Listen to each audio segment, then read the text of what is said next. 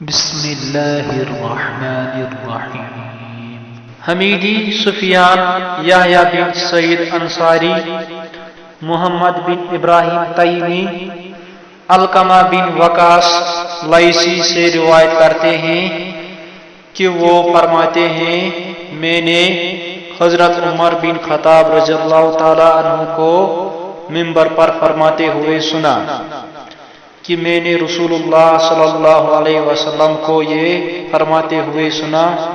کہ اعمال کے نتائج نیتوں پر موقوف ہیں اور ہر آدمی کو وہی ملے گا جس کی اس نے نیت کی، چنانچہ جس کی ہجرت دنیا کے لیے ہو کہ وہ اسے پائے گا، یا کسی عورت کے لیے ہو کہ اس سے نکاح کرے تو اس کی ہجرت اسی چیز کی طرف شمار ہوگی جس کے لیے ہجرت کی ہو۔